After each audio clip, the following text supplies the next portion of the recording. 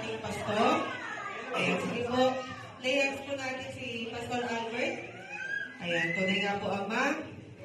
Maraming salamat po sa buhay ng aming pastor, ng aming senior pastor.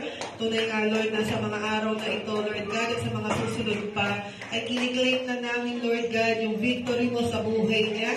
Alam ko, Lord God, na anumang weapon na mag-form against him, nasa likod ka niya. Ikaw, Lord God, ang siyang magtatanggol sa kanya sa lahat ng mga pagsubok na darating sa kanya. Tunay nga, Lord, na dalangin ng bahay-sambahan namin, Lord, na patuloy mo siyang gamitin ang kanyang buhay, hindi lamang sa loob ng church, Lord, kundi sa labas, Lord God, sa lahat ng tao na kanyang makakasalamuha.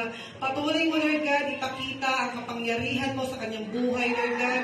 At dalangin namin, Lord, lahat ng mabubuting bagay, dinideclare namin lahat ng the best para sa aming pastor mula sa kanyang kalusugan, sa kanyang kaligtasan, at sa kanyang career, sa kanyang paglilingkod sa iyo, Panginoon. Tunay nga na kasama ang kanyang may bahay at dalawa niyang anak, ibuhos mo ang pagpapala, ibuhos mo, Lord God, ang iyong pagkilos sa buhay ng kanilang tahanan, Ama. Bigkisin mo sila, Lord, ng pagmamahalan sa kanilang tahanan, ng blessing, ng pagkakaunawaan at kapayapaan, Ama. Maraming salamat, Lord God, sa iyo ang mataas na mapuring pagsamba sa pangalan ni Jesus. Amen. Amen.